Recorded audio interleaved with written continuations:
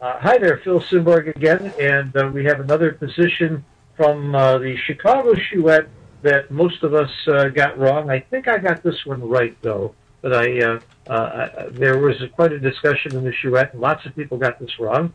So I wasn't quite sure how to give a really good explanation to this, so I called on my good friend and expert from New York, Victor Ashkenazi, who is one of the better players in the world, and I expect in the latest Giant poll to come way down because he's been posting some amazing PRs and results. Victor Ashkenazi. Ashkenazi, a very interesting name. It has a great history with the Jewish people. I think it's from the Shlemiel family myself. I believe that's where it comes from. Okay, so you have a 5-3 to play here, and I want you to think about, first of all, how you would play it, and then we'll hear what Victor has to say about it. Give it a little thought. It's a money game. Blue's holding the cube.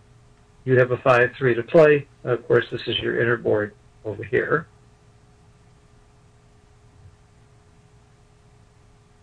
Okay, let me show you the rollout, and let's hear from Victor. Why are you making this play, bringing 2 out instead of the more quiet plays?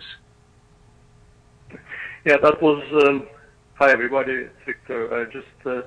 Was one of the positions that I choose from those that Phil sent me. The reason was because it's one of the probably most common backgammon problems when to leave your anchor, and probably the one of the most difficult problems because every time you may come up with a different answer.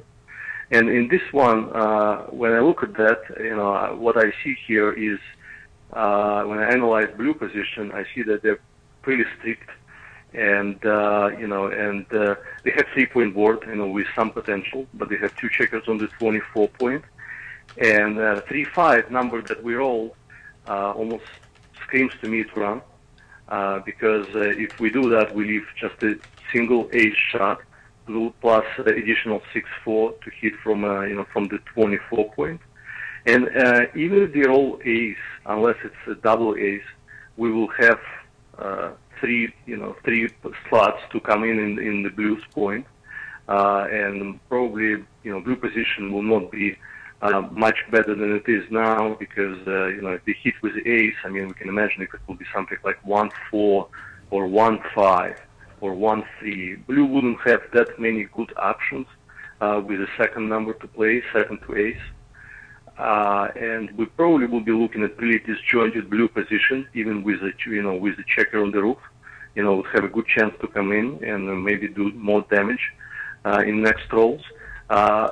Danger with staying, if we when we let's say we don't run and we do something else with 5-3 and I didn't see the rollout said that 11-6 and 8-5 would be second best play. I mean, though it gives us like 5 builders for deuce point, it just, first it breaks very valuable 8-point, and it just brings too many checkers, in for red, and we still keep the anchor outside, which potentially can give us some problems with, with unfortunate numbers like double 4. Double 2 would work, but I don't think we would declare, it would be that much, that pleasant. We would have to do that, we would have to run next roll probably, under worse circumstances that we have now with 5-3. Plus. And by the way, you're also giving him an immediate 1-6 joker. Absolutely, yeah. And 1-6, double 6. I mean, double 6 would be great anyway, but 1-6 is just absolutely killer. And and again, we still have 2 checkers in his board. He can even roll something like 3-2 next roll and build the additional 3-point, which would make make us leave the anchor next roll maybe even less pleasant.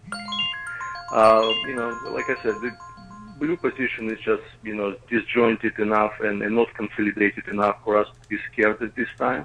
And 3-5 is just it's a perfect opportunity to run. And yes, we are risking to get hit with 13 numbers, but not none of those 13 numbers maybe except double ace, and 6-4. Of course, 6-4 is good anyway. scares me that much. But it gives us two more checkers outside, and we probably can build the bar, at some point, and the race is pretty close. So we're not rushing to, bring checkers closer, into inner board. We just want to have more checkers to play with and probably build even a bigger prize. Okay. One of the things that I do to help me understand positions is change them. And one of the key changes I made here was to see if it mattered any if there was another spare on the 8 point. And it turns out that it's still right to come out with both checkers. So if it's still right to come out with both checkers when the ace is still a much better roll for him now, where he's not forced to break his 8 point to hit you and possibly lead more shots, if it's right now, that makes it a no-brainer with the other play to come out and run. So this really proves Victor's points quite a bit. But again, sometimes when you're looking at these, this would make the difference. This would swing the play.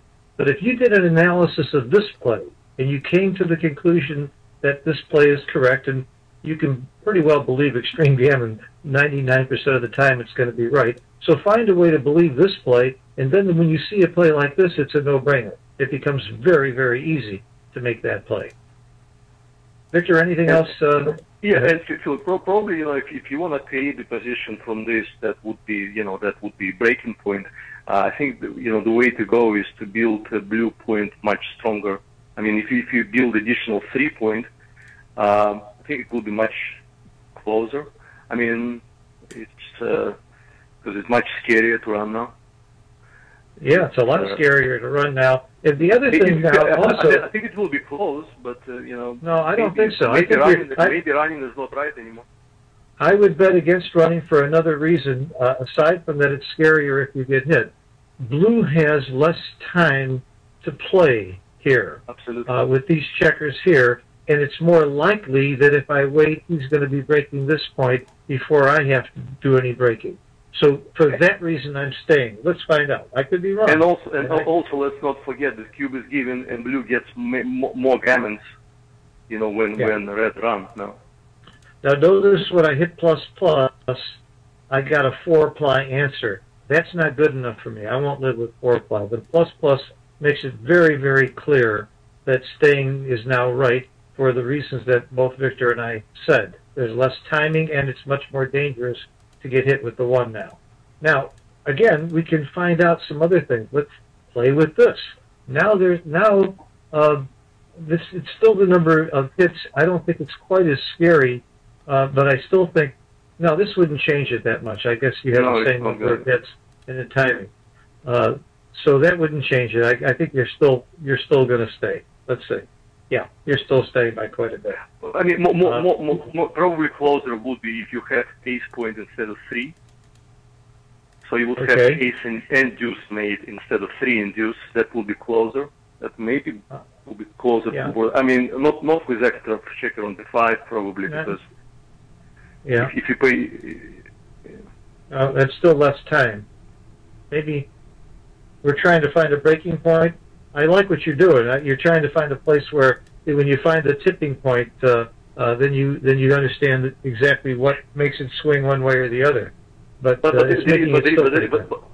reason it doesn't swing here is the reason that you stated a couple of minutes ago, that blue already doesn't have too much time. So for red at this position, just doesn't make sense to give blue anything free. Yeah, and that's why it doesn't really swing. You just bring 2 checkers in now and wait for blue to crush more. What Victor has brought up is another subject that I think is fascinating. When Matt Cohn-Geyer lived in Chicago, he and I started writing a book, and we were working. We finished one chapter after months and months, and we pretty much gave it up because he started traveling, and I started teaching pretty much full time, so we didn't have time. But in that work that we did together, he was constantly looking for that one position where you could go either way. And I said, I usually ignore those because you can go either way. I'm looking for the ones where it's right to run or right to hit or right to stay back. He says, absolutely not. When I find the one that's right on the edge, then I can really see I really got my answer. of what it takes. If I move one checker here, then I run. If I move one checker here, I stay. So looking for that tipping point type position is really the ones we used to ignore all the time, or at least I used to ignore all the time. Those are some of the most important reference positions we have. So it's a good lesson in how to study and how to think through these games. Always looking for variations and looking for that place that would swing it from one to the other. Well, Victor and I were able to find positions that stopped you from running and went the other way. I don't think we haven't found a tipping point yet, but we'll work on it some more. Thank you, Victor. Anything else to add about this position? No, I think it's just one of those examples when breaking the end, the entry point is correct. But yeah, I have a whole lesson. Always have to be very careful with that. Great. I have a whole lesson called Breaking the Anchor, and I have 16 examples. And every single one of the 16 examples of breaking the anchor, I can change for where you do break or don't break usually by moving one checker. Of course, sometimes you have to move it a lot. Right. And I think that developing inner positional understanding is really the key in backgammon to find the answer over the board, because you can memorize millions of positions, but you have to develop this inner feeling or inner understanding of positions that allow you to figure this out, best over the board. Good point. In other words, you're not trying to learn this by reference positions and memorizing each position. You're trying to learn the logic behind it so that whatever the position is, you understand how it flows and why you would make the play you would make. That's correct. Good point. Thank you, Victor, for your time, and thank you, everybody, for watching. And Victor will be joining us on other positions as well in the future. And thanks for your time for the USBGF. See you next time. Bye-bye.